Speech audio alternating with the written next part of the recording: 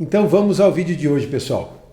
Bem, esse vídeo ele está relacionado com um vídeo nosso já postado sobre a importância da anamnese. Pois bem, vale a dica, hein, pessoal? Vamos dividir nosso vídeo em 4 partes. A parte 1, vamos falar da redução do estrógeno na menopausa. Mulheres, isso é complicado, pois é justamente um fato que ocorre, e isso é o grande problema encontrado nas mulheres, na menopausa, que tem como consequência uma drástica queda dos níveis de estrogênio, que é um hormônio que com essa falta desse hormônio prejudica a reposição de cálcio nos ossos. E tem como consequência a redução da densidade mineral, podendo levar ao início da osteoporose e o enfraquecimento dos ossos, deixando mais susceptíveis à ocorrência de fraturas. Parte 2. Vamos falar um pouco sobre metabolismo ósseo e remodelação óssea. Vamos falar o que ocorre diretamente no tecido ósseo. Ao longo da vida, o tecido ósseo ele é continuamente renovado, ou seja, ele é substituído. Isto ocorre devido à presença e atuação de células especializadas, denominadas de osteoclastos e osteoblastos, que através de um ciclo denominado de remodelação óssea, ele é caracterizado pela sequência de eventos de reabsorção óssea e neoformação. Pois bem, a quantidade e a qualidade e a constituição do tecido ósseo tende a diminuir com a queda hormonal, como já foi falado, e o avanço da idade, promovendo desta forma a deteriorização da microarquitetura com o aparecimento da osteoporose e, consequentemente, o enfraquecimento do tecido ósseo, predispondo, como já foi dito, a fraturas. Então, nós temos a queda dos níveis de hormônio, mais a idade que propiciam a osteoporose. E agora vamos falar do uso dos bisfosfonatos no tratamento e prevenção da osteoporose. Os bisfosfonatos ou bifosfonatos são fármacos utilizados para o tratamento de doenças ósseas, tais como a osteoporose, neoplasias malignas com metástase óssea, hipercalcemia, mieloma múltiplos e a doença de Page, por exemplo.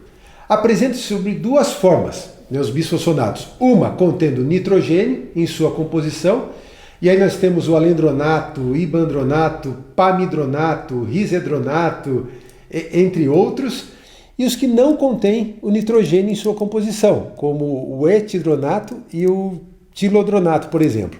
E desde 1991, portanto há 30 anos, essas drogas vêm sendo utilizadas por uso via oral ou endovenosa, com bons resultados para o controle dessas doenças citadas acima. Os bisfosfonatos eles formam uma classe de substâncias químicas que agem como inibidores da reabsorção óssea, que são mediadas pelos osteoclastos. Lembrando que a falta do estrogênio e o avanço da idade levam à ativação dessas células. Eles também são análogos químicos de uma substância endógena denominada de ácido pirofosfórico, que no organismo se encontra como pirofosfato, um inibidor natural da reabsorção óssea. Entretanto, essa substância não pode ser usada como agente terapêutico no tratamento dessas doenças, pois ela sofre uma rápida hidrólise enzimática, ou seja, são transformadas em outras substâncias menores e ineficientes. Os bisfosfonatos, eles ligam-se aos cristais de hidroxiapatita e depositam-se na matriz óssea mineralizada por longos períodos de tempo. Entre suas propriedades destacam-se a capacidade de inibir a função osteoclástica e também tem característica uma ação anti-angiogênica, tendo como consequência a parada da remodelação óssea e da neovascularização, funções primordiais para o processo de reparo alveolar, por exemplo.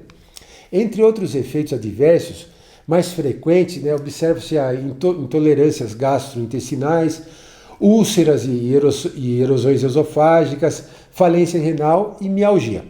E desde 2003, a osteonecrose dos maxilares também tem sido relatada como um importante efeito adverso relacionado a essa terapia medicamentosa. Vamos agora falar, né, o impacto disso na odontologia, com a parte 4.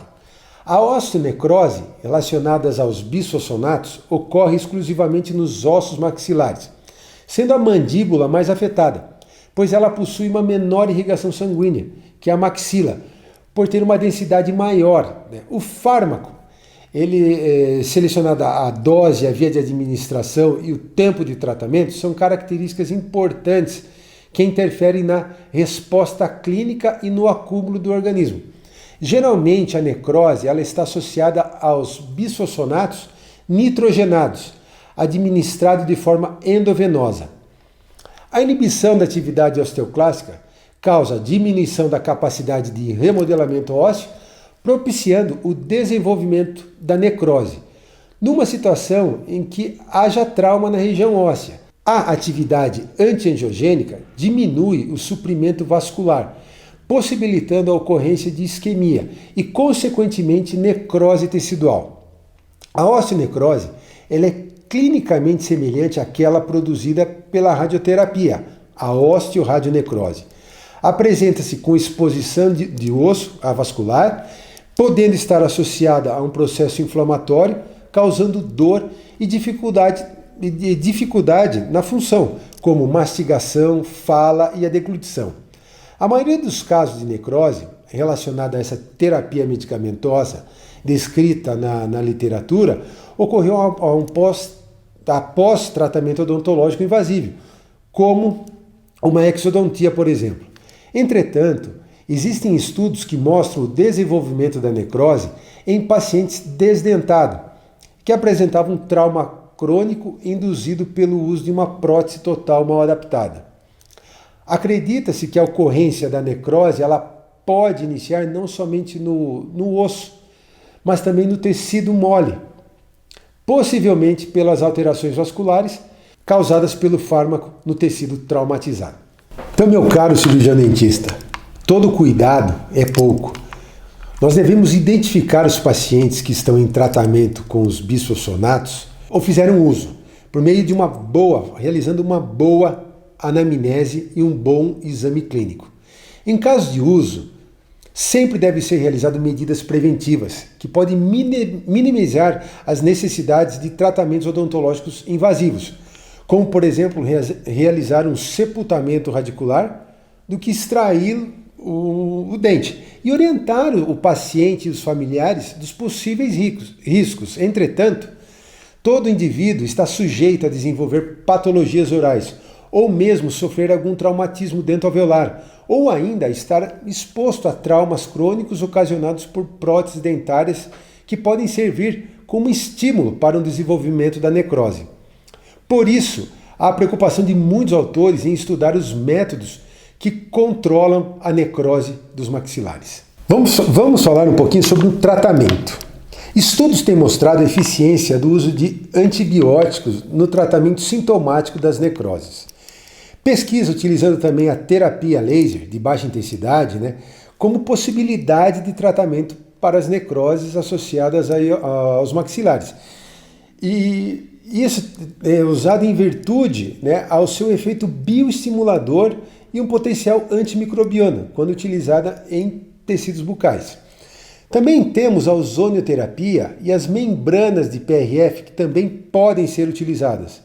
Mas o que tem sido utilizado é a suspensão dos bisfosfonatos de uso oral por um período antes da realização dos tratamentos odontológicos. E aqui nós podemos concluir que a prevenção é o melhor tratamento. E ela é conseguida, nesse caso, com uma boa anamnese para constatar o risco de cada paciente. Então, pessoal, se você gostou desse vídeo, compartilhe com seus amigos, se inscreva no nosso canal e deixe o seu joinha.